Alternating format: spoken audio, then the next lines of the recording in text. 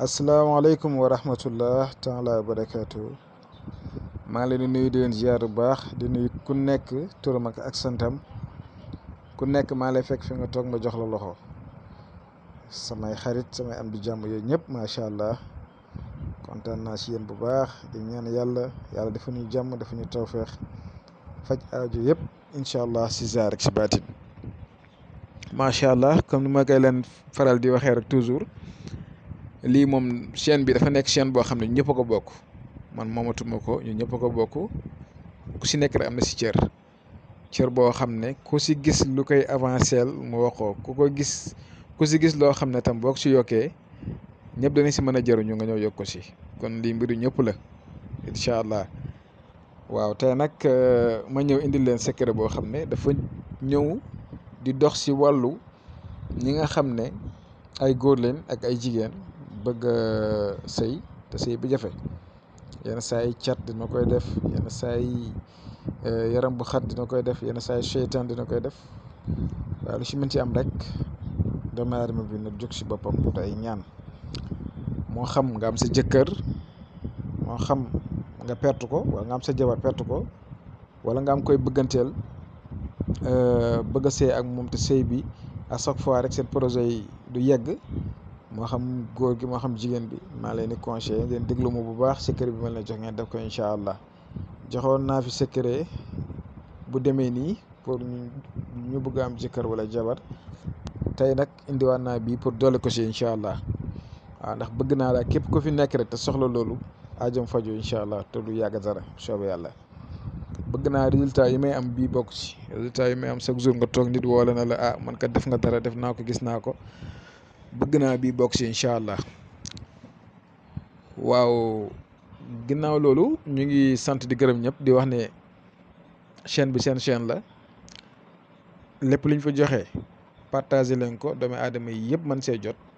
mu nekk seen njëriñ nekk suñ njëriñ yàlla dafa leen tawféex dafa ñu tawféex faj aajub si jaar ak si baatin incha allahu taala waaw secret bi nag ñaari pàcc la ndax su fekkee ne yow dafa am ko gis nga bëgg ko te nga bëgg kooku rek takk la wala yow nga bëgg rek takk kooku naa la expliquer li nga koy defee foofu laay njëkkee maanaam da ngay bind li nga gis nii bisimilahi rahmaani rahim ginnaaw bëgg ko ubbee def kun bisimilahi rahmaani rahim nga bind fatiha alhamdulilahi rabbil alamin rahmaani rahim ba wala daalina amin soo paree nga teg si zuyna linnaasi xubbu samawati xubbu sahawaati ba mu jeex ba ay bi jeex su ko defee nag soo paree nga teg si waaw yooyu noonu dégg nga waaw yi ngeen siy teg nga waaw yi maa ngi ko bind 11 fois fukk ak benn waaye nag da nga koy bamtu ba 53 fois da nga koy bind 11 su benn ligne bindaat ba mu mat 53 waaye nag su ko defee waaw yëpp da nga koy yaatal bind si turu nit ki ak turu yaayam ki nga xam ne moo nga bëgg a sëyal ak turu yaayam su ko defee nga tëj ko après nag boole ko ngëbu xorom di ko sangoo incha allahu taala sëy boobu soobee yàlla yonent bi bu si suñ borom àndee dana am incha allahu rabbi dégg ngeen beneen bi mooy fekkee da nga bëgg sëy rek n'importe ban sëy nga bëgg daal yaa xam mais ku baax rek nga bëgg jëkkër ju baax wala nga bëgg jabar ju baax dégg nga bu ko defee boobaa moom boo bindee lii nii mooy fatiha bi ba mu jeex alhamdulilahi rabbil alamin ba mu jeex ba wala daali amin nga bind zuyna linnaasi xubbu sahawaati ba mu jeex nga teg si waaw yooyu noonu ba mu jeex waaw yi nag bu ko defee fii doo ubbi waaw yi fii waaw yi ni nga koy gisee ni nga koy bindee su fekkee ne dafa am prétendant maanaam dafa am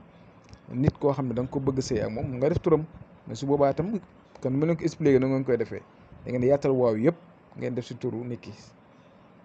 11 waaw ngay bind nga bamtu ko ba muy 53 fois bu ko defee incha allahu rabi yàlla dana leen defal tawféex defal leen li ngeen bëgg si loolu noonu bu dee sëy rek la incha allahu rabi dana si am bu soobee yàlla suñu borom nag mooy dogal dañuy ñaan si kattanam comme moom mooy mottali lépp ñu ñaan si ndogalam incha allah kon lii leen indiloon ñu ngi yem fii di leen jox di daje bu subaa jàmm incha allahu taala